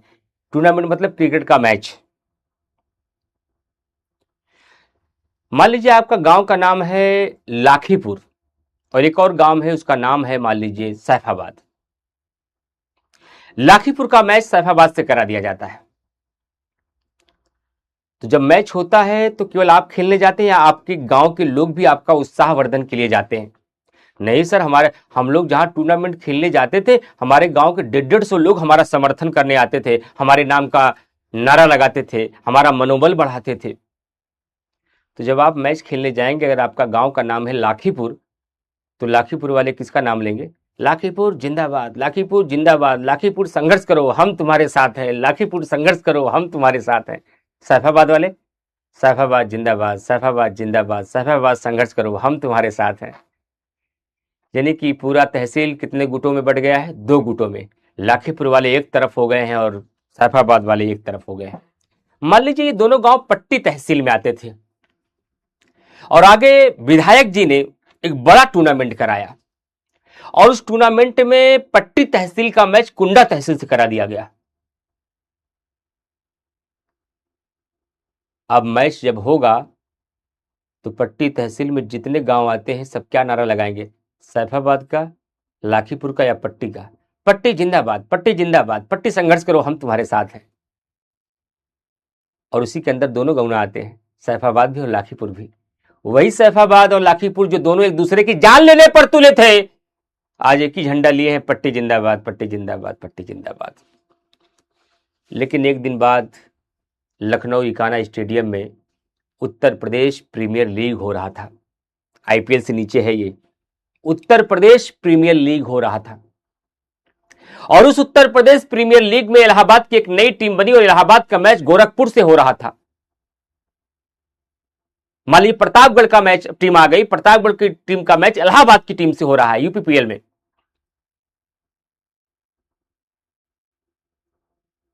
तो जानकारी के लिए बता दूं, मेरा छोटा भाई मोहम्मद शहबाज भी उत्तर प्रदेश प्रीमियर लीग में काशी रुद्रा की तरफ से पिछले वर्ष खेले थे।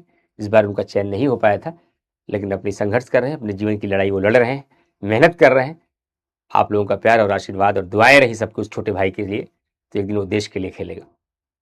यूपीपीएल में अच्छा करेगा तो आईपीएल खेलेगा और आईपीएल में अच्छा करेगा तो देश के लिए खेलेगा।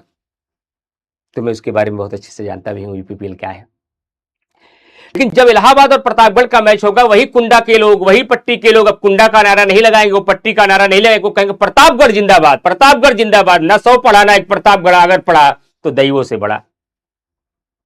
सारे कुंडा और पट्टी वाले लोग केवल प्रतापगढ़ जिले का नारा लगाने लगे, प्रतापगढ़ जिंदाबाद, प्रतापगढ़ जिंदाबाद। और प्रतापगढ़ के जितनी भी अच्छाइयां थी उसको आलापने लगे और कहावत भी कहने लगे, न 100 पढ़ा ना एक प्रतापगढ़ा, अगर कहूं पढ़ा तो दैवों से बड़ा। लेकिन उसी के 4 महीने के बाद आईपीएल का मैच आया, जिसमें यूपी का मैच गुजरात से हो रहा था और उस मैच को देखने के लिए इलाहाबाद वाले भी गए, प्रतापगढ़ वाले भी गए।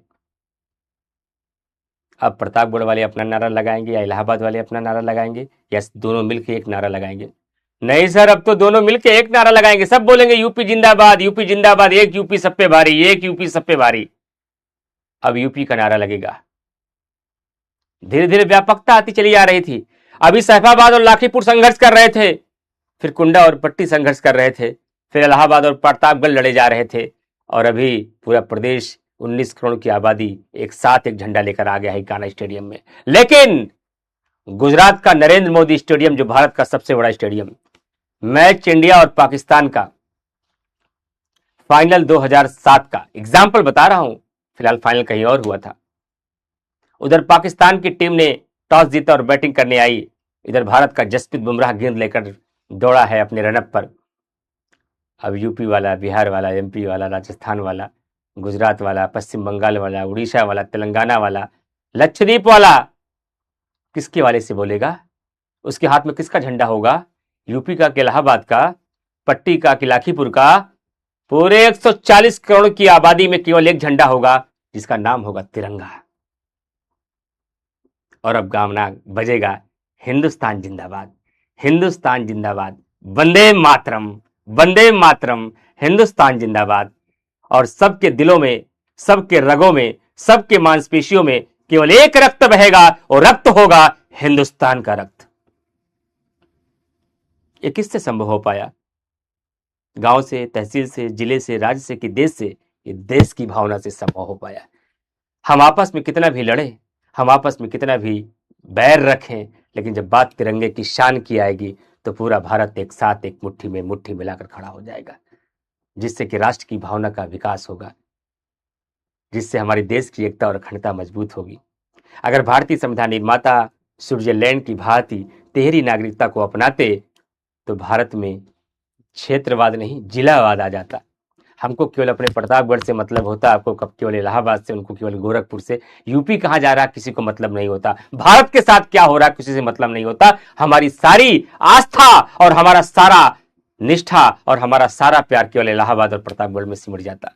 और अगर हम अमेरिका की तरह दोहरी नागरिकता को अपनाते तो हमारे देश में क्षेत्रवाद फैला हुआ था, यूपी लड़ता बिहार से, बिहार लड़ता यूपी से। लेकिन भारतीय संविधान निर्माताओं ने कहा नहीं, हम दोहरी नागरिकता को नहीं अपनाएंगे, हम एकल नागरिकता को नहीं अपनाएंगे, हम दोहरी नागरिकता और तिहरी नागरिकता को नहीं अपनाकर हम ब्रिटेन की भांति एकल नागरिकता को अपनाएंगे, ये जानते हुए भी कि एकल नागरिकता एकात्मक व्यवस्था का लक्षण है। ये भारतीय संघात्मक व्यवस्था पर एक चोट करेगा और ये भारतीय संघात्मक व्यवस्था पर एक दाग लगाएगा, लेकिन ये दाग अच्छा है, क्योंकि एकल नागरिकता व्यक्तियों में राष्ट्रीयता का संचार करेगा, राष्ट्र की भावना का विकास करेगा, देश की एकता और अखंडता को संचार करेगा। और भारत के लिए केवल एक सम्मान होगा, केवल एक झंडा होगा, वो होगा तिरंगे का सम्मान, वो होगा तिरंगे का प्यार।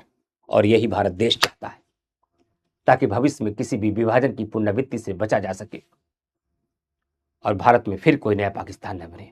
भारत के सारे धर्मों के लोग एक साथ इसी अखंड भारत में रहें। इसलिए संविधान निर्माताओं ने ब्रिटेन के संविधान से प्रेरित होकर एकल नागरिकता के विचार को भारतीय संविधान में शामिल कर लिया। और इसके लिए भारतीय संविधान के अंतर्गत भाग 2 को लिखा और नागरिकता के संबंध में जो प्रावधान लिखा गया उसकी चर्चा भारतीय संविधान के अनुच्छेद 5 से लेकर 11 तक की गई। और इस प्रकार से भारतीय संविधान में दोहरी और तिहरी नागरिकता के विचार को छोड़कर एकल नागरिकता को अपना लिया गया, ये जानते हुए कि यह एकात्मक व्यवस्था का लक्षण है, जबकि हम संघात्मक हैं। बोले समझ में आया कि नहीं आया? बोले समझ में आया कि नहीं आया? सारे बच्चों,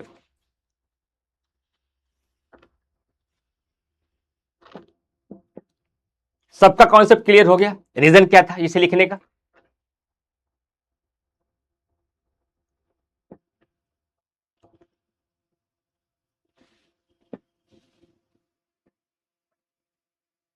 ऐसा ही भाव लेकर चलना है हम, चाहे 140 करोड़ लोगों को। किसी माई के लाल में दम नहीं कि भारत की सरहदों को छेड़ सके। बस एक भावना होना चाहिए, हमारे तिरंगे की भावना, हिंदुस्तान की भावना, भारत की भावना। वही मेरी माँ है, वही मेरी पहली जन्मभूमि है, वही मेरा पहला धर्म है, उसके बाद है कोई धर्म। ये नहीं कहता कि हमारा धर्म महत्व है, हर धर्म सिखाता है पहले हमारा देश महत्व रखता है।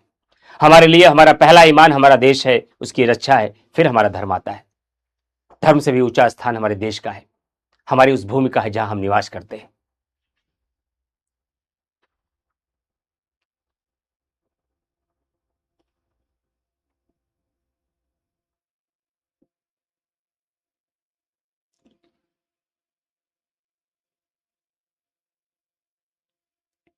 शुक्रिया, बहुत धन्यवाद आपका। चलिए, एकल नागरिकता भी हमने समझा दिया। अब हम सार्वभौमिक वयस्क मताधिकार को बताते हैं। ये शब्द तो बच्चे बिल्कुल समझ ही नहीं पाते, व्हाट इज मीन्ड बाय सार्वभौमिक वयस्क मताधिकार। दोहरी नागरिकता का उदाहरण अमेरिका है। राजू आनंद, अमेरिका में दोहरी नागरिकता है, वहां व्यक्ति अपने केंद्र की यानी अपने देश की फिर अपने राज्य की नागरिकता प्राप्त करता है। चलिए, अब मैं आपको बताता हूं, एक शब्द है सार्वभौमिक वयस्क मताधिकार। सार्वभौमिक वयस्क मताधिकार, सार्वभौमिक वयस्क मताधिकार भारतीय संविधान का एक आर्टिकल है, आर्टिकल 326,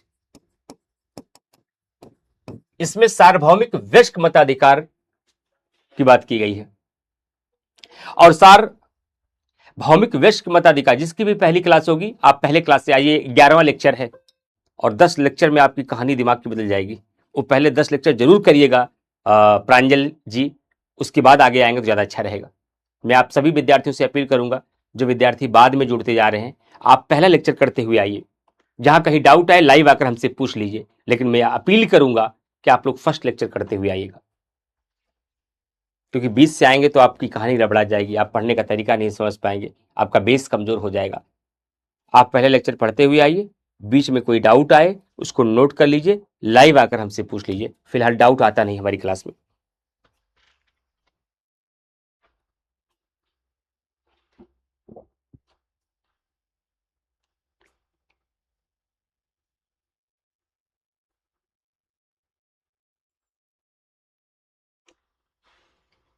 ठीक, तो आर्टिकल 326 कहता है कि भारत में सार्वभौमिक वयस्क मताधिकार को शामिल किया जाएगा, जिसका मतलब हुआ देश के भीतर सभी वयस्कों को यानी कि जो वयस्क हो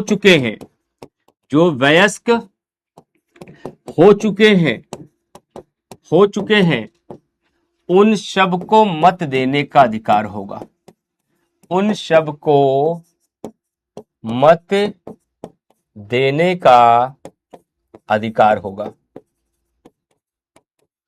उन सबको मत देने का अधिकार होगा और सबके मतों का मूल्य एक होगा। और सबके मतों का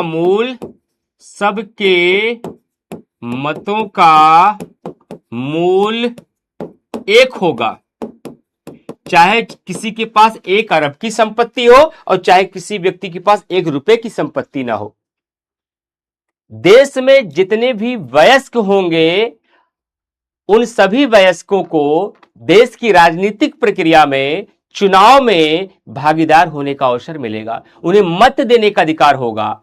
यह भारतीय संविधान का आर्टिकल 326 कहता है। और प्रत्येक व्यक्ति के मतों का मूल्य एक होगा, अलग अलग नहीं होगा। आप ये मत समझिएगा अंबानी 1 वोट देंगे तो उसका मूल्य इतना होगा और एक गरीब आदमी 1 मत देगा उसका मूल्य इतना होगा। सबका मूल्य एक होगा। मूल्य मतलब वैल्यू। चाहे अंबानी वोट दे, चाहे अडानी वोट दे, चाहे आप दे, चाहे हम दे, चाहे सड़क पर टहलता हुआ एक समान नागरिक दे, सबके मतों का मूल्य एक ही माना जाएगा और सबको एक ही मत देने का अधिकार है, 2 नहीं। यानी कि ये हमारे देश में समानता का सूचक है। ये हमारे देश के भीतर समानता का सूचक है। ये विशेषाधिकार को समाप्त करता है। ये सार्वभौमिक मताधिकार विशेषाधिकार को समाप्त करता है कि किसी भी व्यक्ति को कोई विशेषाधिकार नहीं मिलेगा। कोई व्यक्ति भारत की नजर में विशेष नहीं है। भारत की नजर में 140 करोड़ लोगों का मूल्य एक समान है।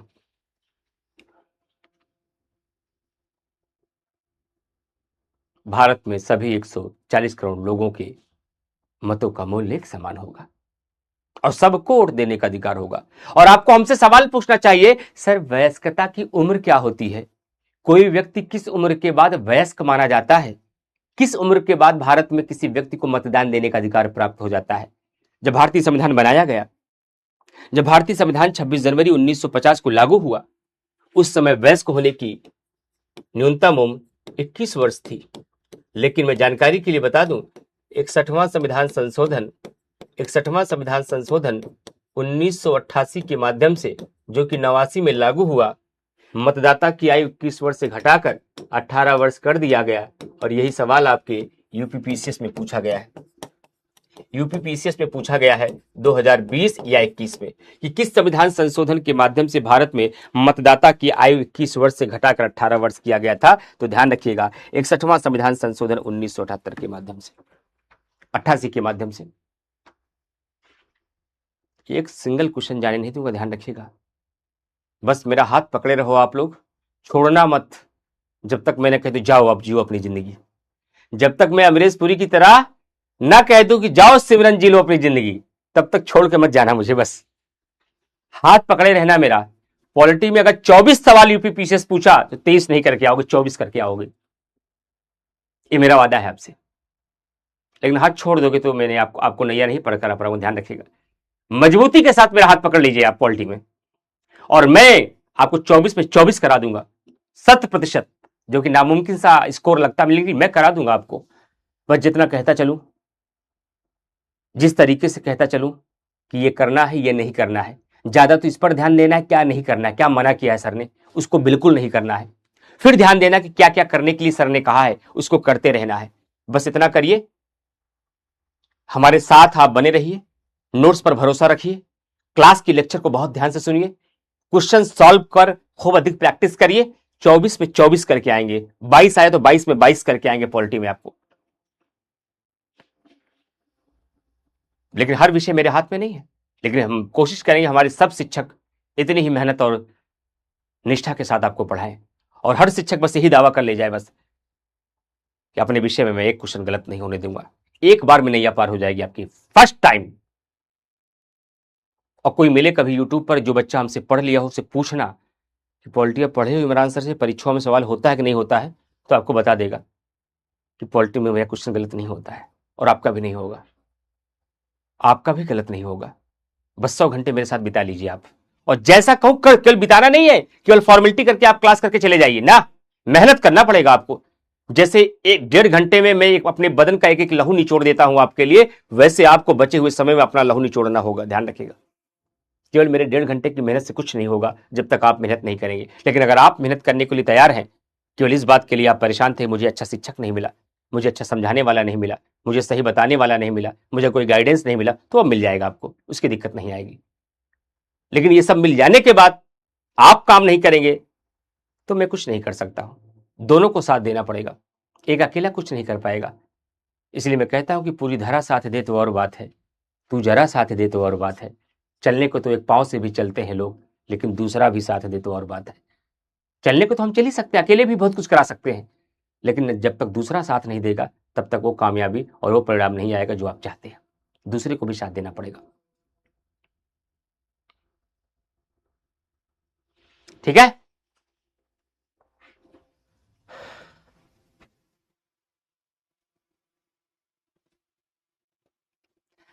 तो यह है सार्वभौमिक विश्व मताधिकार। यहां पर 2 सवाल भी पकड़ में आ गए आपके प्री के। अभी तो केवल हम लोग भारतीय संविधान की विशेषता, भारतीय संविधान को बस समझने की कोशिश कर रहे हैं, बस हम लोग भारतीय संविधान के फीचर अभी पढ़ रहे हैं बस। और एक फीचर्स ये भी है कि भारत में सार्वभौमिक विश्व मताधिकार को शामिल किया गया है, जहां कहा गया है कि देश के जितने भी वयस्क होंगे सबको मत देने का अधिकार होगा, और सबके मतों का मूल्य एक समान होगा। और ये वयस्कता की न्यूनतम उम्र पहले 21 वर्ष थी, लेकिन 61वां संविधान संशोधन 1988 के माध्यम से इसे घटाकर 18 वर्ष कर दिया गया है। राइट, चलिए अब अगले मुद्दे पे आपको लेकर चलता हूं। एक ऐसा मुद्दा जिस मुद्दे के बारे में आप लोग पढ़ चुके, केवल मुझे इशारा करना है। भारत में क्या है, संघात्मक लक्षणों के साथ साथ एकात्मक लक्षणों के साथ शामिल किया गया है। भारत के, ये नोट्स में आपके नहीं है, ये मैं एक्स्ट्रा बता रहा हूं आपको। एक बात याद रखिएगा, मैंने आपको बता दिया, थोड़ा इशारा कर देता हूं कि भारत में संघात्मक लक्षण के साथ साथ भारत में संघात्मक लक्षण के साथ साथ एकात्मक लक्षणों को समाहित किया गया। यह विशेषता है भारतीय संविधान की, एकात्मक लक्षणों को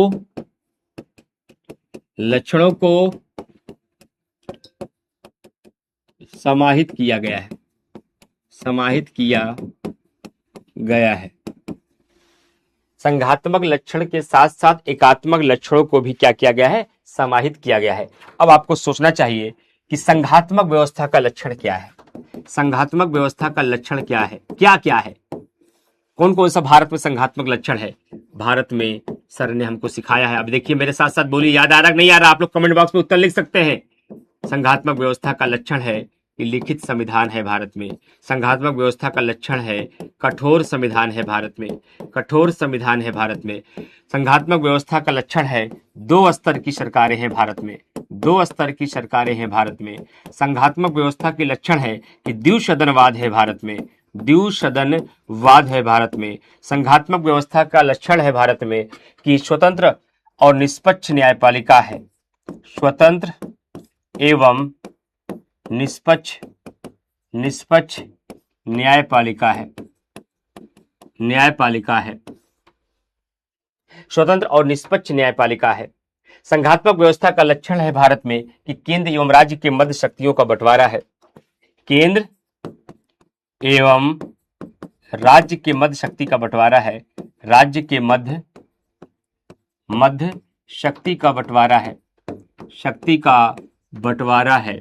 साथ ही साथ एक और लक्षण है संविधान की सर्वोच्चता है। भारत में संविधान सर्वोच्च है। संविधान की सर्वोच्चता है।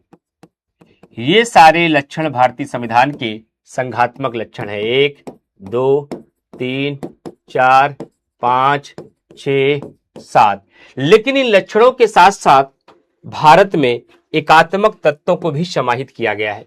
भारत में एकात्मक तत्वों को समाहित किया गया है।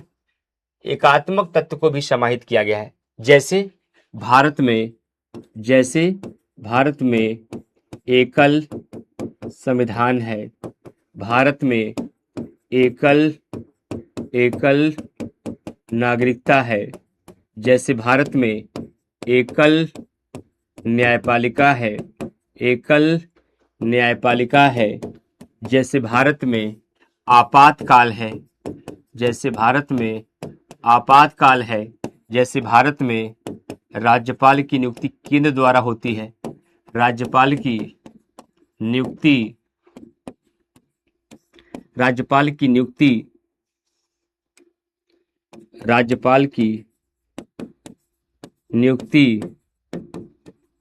केंद्र द्वारा होती है। राज्यपाल की नियुक्ति केंद्र द्वारा होती है। जैसे भारत में अवशिष्ट सूची के विषय पर कौन कानून बनाता है? संसद कानून बनाती है। जैसे भारत में अखिल भारतीय सेवा है। जैसे भारत में अखिल भारतीय सेवा है। जैसे भारत में राज्यसभा में असमान प्रतिनिधित्व है। असमान प्रतिनिधित्व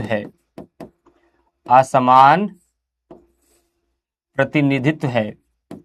जैसे भारत में केंद्र द्वारा राज्यों का गठन एवं समापन किया जाता है। जैसे भारत में केंद्र द्वारा यानी संसद द्वारा क्या किया जाता है? राज्यों का गठन एवं समापन किया जाता है।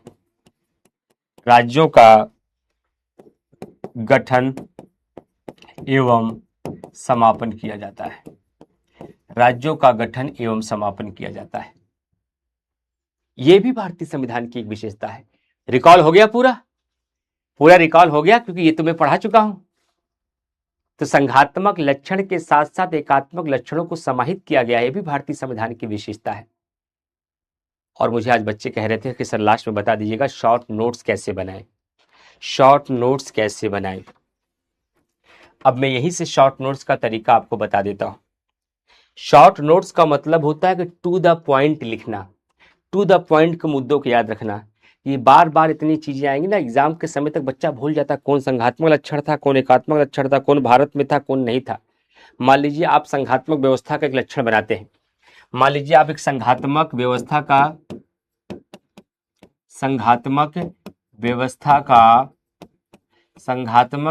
का एक शॉर्ट नोट्स बना रहे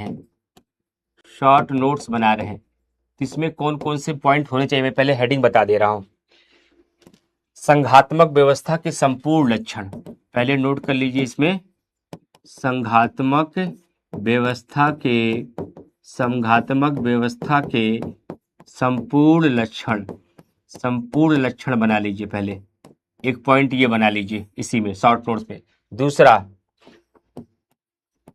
भारतीय संघात्मक लक्षण, भारतीय संविधान में संघात्मक लक्षण। फिर लिखिए अमेरिका के संघात्मक लक्षण। अमेरिका के संघात्मक अमेरिका के संघात्मक लक्षण, अमेरिका के संघात्मक लक्षण और भारत के संघात्मक लक्षण में भिन्नता, ये 3 आयाम पर आप बना लेंगे नोट्स, तो यहाँ की सारी पॉइंट्स आपके संघात्मक व्यवस्था के क्लियर हो जाएंगे। संघात्मक व्यवस्था की सारे पॉइंट्स आपके क्लियर हो जाएंगे, सारे पॉइंट्स आपके क्लियर हो जाएंगे। अब बनाना कैसे है, जैसे संघात्मक व्यवस्था के संपूर्ण लक्षण, यानी पूरी दुनिया में संघात्मक व्यवस्था के कितने लक्षण, मैं बोलता जा रहा हूं, आप समझ जाएंगे। पूरी दुनिया की अगर बात किया जाए, संघात्मक व्यवस्था में पहला क्या होता है, कठोर संविधान होता है। दूसरा क्या होता है, लिखित संविधान होता है। तीसरा क्या होता है, 2 स्तर की सरकारें होती हैं। चौथा क्या होता है, संविधान की सर्वोच्चता होती है, संविधान की सर्वोच्चता होती है। उसके बाद क्या होता है, उसके बाद क्या होता है, दोहरी न्यायपालिका होती है, दोहरी नागरिकता होती है और दोहरा संविधान होता है। कहां पर, संघात्मक देश में।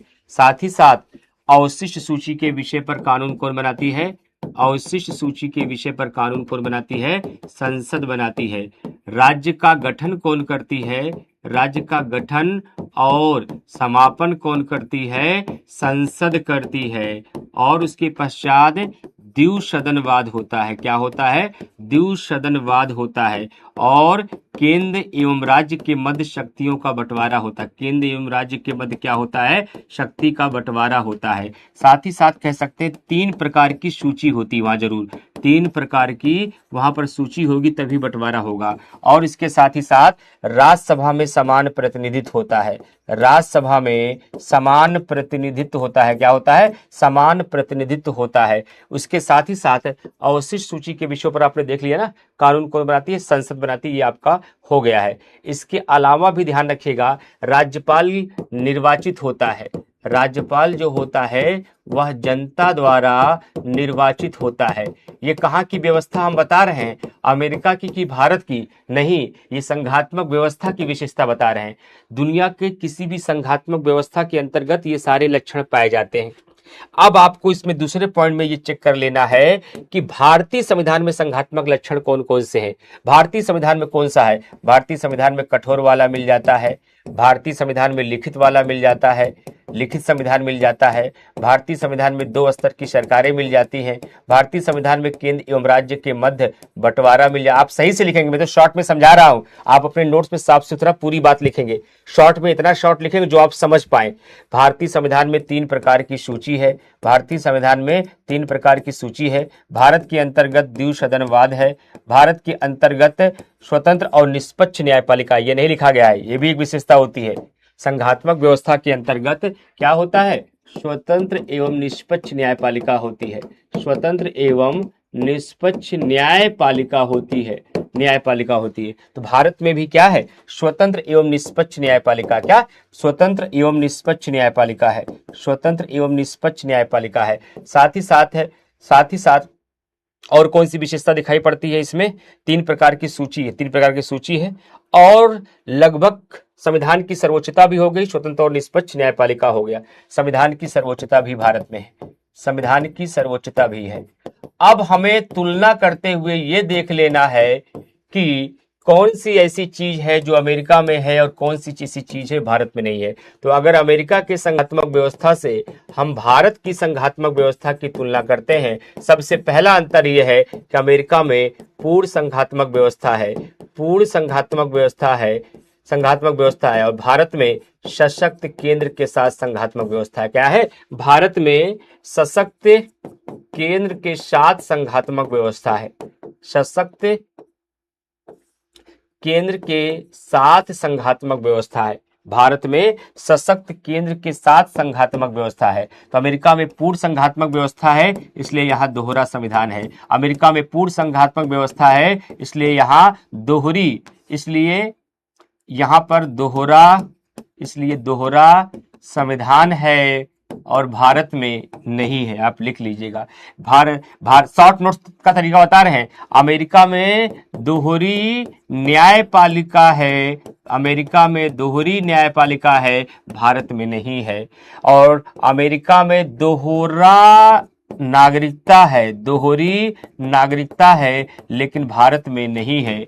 अमेरिका में राज्यसभा में समान रिप्रेजेंटेशन है, भारत में नहीं है। भारत में ये नहीं है, ध्यान रखिएगा। इसके साथ ही साथ अमेरिका में राज्यपाल जनता द्वारा नियुक्त होता है, राज्यपाल जनता द्वारा नियुक्त होता है, और भारत में ऐसी कोई व्यवस्था नहीं है। अमेरिका में अवशिष्ट सूची के विषयों पर कानून, अवशिष्ट सूची के विषयों पर कानून राज्य विधान मंडल बनाती है, भारत में ऐसा नहीं है। जहां जहां क्रॉस हो गया है वही भारत और अमेरिका की संघीय व्यवस्था का अंतर है। इसीलिए कहा जाता है कि अमेरिका में पूर्ण संघात्मक व्यवस्था है, जबकि भारत में सशक्त केंद्र के साथ संघात्मक व्यवस्था है। इसका मतलब है कि भारत का संघात्मक व्यवस्था अमेरिकी मॉडल पर आधारित नहीं है।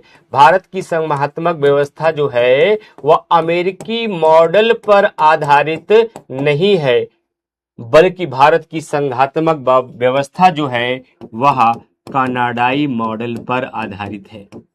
जब ऐसे आप एकात्मक व्यवस्था पर शॉर्ट नोट्स बना लोगे, ऐसे आप संसदीय व्यवस्था पर बना लोगे, ऐसे आप अध्यक्षीय व्यवस्था पे बना लोगे, और जब एग्जाम आएगा कुछ नहीं करना है, केवल एक बार नोट्स दे, हो नोट्स देख लेना भैया। कठोर संघात्मक व्यवस्था में क्या क्या सर ने बताया? कठोर है, लिखित है, दो स्तर, संविधान की सर्वोच्चता, दोहरी न्यायपालिका, दोहरी नागरिकता, दोहरा संविधान, अवशिष्ट पे कानून, संसद, राज्य का गठन संसद, समापन संसद करेगी, द्विसदनवाद होगा, केंद्र एवं राज्य के मध्य बंटवारा होगा, 3 प्रकार की सूची होगी, राज्यसभा में समान प्रतिनिधित्व होगा, राज्यपाल जनता द्वारा नियुक्त होगा, स्वतंत्र और निष्पक्ष राज्यपाल न्यायपालिका होगी। ये संघात्मक का लक्षण होता है। लेकिन भारतीय संविधान में इसमें से क्या क्या मिलता है? कठोर संविधान मिल जाता है, लिखित संविधान मिल जाता है, 2 स्तर की सरकारें मिल जाती हैं, केंद्र एवं राज्य के मध्य बंटवारा मिल जाता है, 3 प्रकार की सूची मिल जाती है, द्विसदनवाद मिल जाता है, स्वतंत्र एवं निष्पक्ष न्यायपालिका मिल जाता है, संविधान की सर्वोच्चता मिल जाती है। क्या क्या भारत में नहीं मिलता है? क्या क्या भारत में नहीं मिलता है? दोहरा संविधान नहीं मिलता है, दोहरी न्यायपालिका नहीं मिलती, दोहरी नागरिकता नहीं मिलती,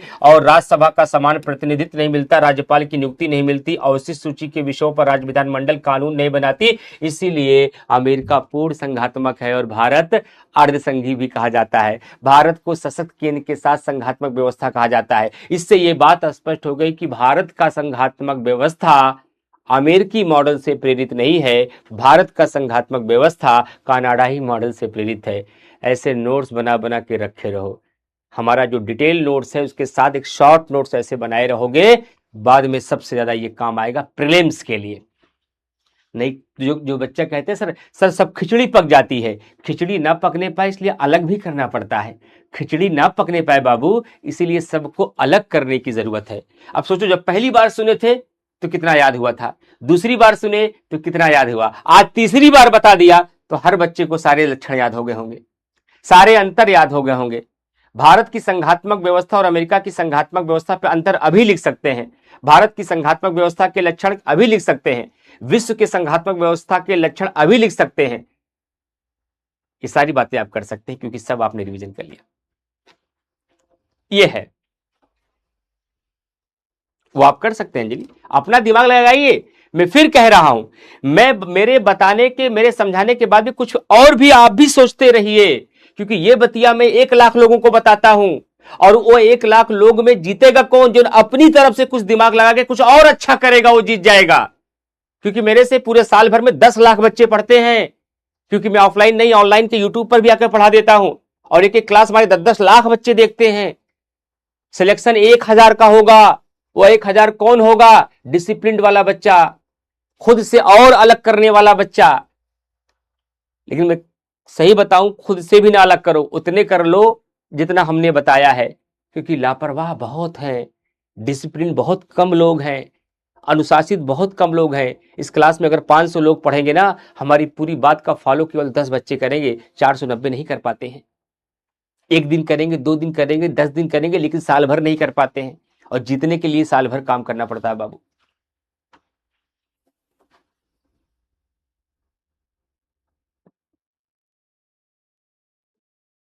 तो उम्मीद करता हूं कि आज की कक्षा आप पूरी तरीके से समझ पाए होंगे, हर एक पॉइंट को क्लियर कर पाए होंगे। क्लास से जब विदा हुआ करिए तो कुछ देर थोड़ा सा बातचीत करके मम्मी पापा से, या कुछ मोबाइल ही देखना है 2-4-10 मिनट फ्रेश हो लीजिए, फिर बिस्तर पे लेटा करिए। फिर सोचा करिए कि आज सर ने कितने टॉपिक की चर्चा की। आज सर ने हमें आपातकाल के बारे में बताया, आज सर ने हमें स्थानीय स्वशासन के बारे में बताया, आज सर ने हमें एकल नागरिकता को समझाया, आज सर ने हमें सार्वभौमिक वयस्क मताधिकार बताया। अच्छा सर क्या क्या बता रहे थे, हम लोग एकदम मस्त हो गए थे क्लास में। सर कैसे पंचायती राज व्यवस्था बताए थे, पता नहीं। अच्छा हाँ, पंचायती राज में सर कह रहे थे कि लोकतांत्रिक विकेंद्रीकरण होता क्या, इसका लोकतांत्रिक विकेंद्रीकरण मतलब क्या बताया था सर ने। अच्छा सर ने कहा था कि राजनीतिक शक्तियां प्रत्येक व्यक्ति तक पहुंच पाएगी, प्रशासन में लोगों की भागीदारी होगी। और सर एक बात कुछ और बता, हाँ कह रहे थे, वो कह रहे थे कि लोगों के अंदर राजनीतिक चेतना का विकास होगा, प्रशासन में जन भागीदारी बढ़ेगी, स्थानीय स्तर पर समस्याओं का समाधान हो जाएगा, केंद्र सरकार और राज्य सरकार के बोझों को कम किया जा सकता। ठीक, एक पॉइंट नहीं याद आ रहा क्या था, रुको रुको रुको सर का नोट्स देखते हैं क्या है। अच्छा ये था, ऐसे सोचना पड़ेगा बाबू, ऐसे विचार करना पड़ेगा। मतलब कहने का है कि पॉलिटिक गुनगुनाओ। जब आप सैयारा देख के निकले तो सैयारा का नशा क्यों चढ़ा रहा है सब बच्चों पर, सैयारा गुनगुना रहे हैं, उसके एक एक गीत को गुनगुना रहे हैं। पॉलिटिक गुनगुनाइए, इसको गुनगुनाइए। घर में कुछ नहीं है तो एक बार लगा के केवल सुन लीजिए। खाना बना रहे सोचो क्लास लगा दो, सर को देखो, एक सर की आवाजें केवल सुन लो, क्या क्या बोला सर ने। 2 बार 3 बार गीत सुनने पर गीत की लाइनें याद हो जाती हैं, उतार चढ़ाव याद हो जाता है, कहाँ गीत को चढ़ाना है, कहाँ गीत को उतारना है, कहाँ गुनगुनाना है। ये विषय क्यों नहीं याद होगा, हो जाएगा। लेकिन इसे मांसपेशियों में बसा लो, अपने नसों में बसा लो, इस पॉलिटी को गुनगुनाओ, बहुत आनंद आएगा। ठीक, थैंक यू वेरी मच।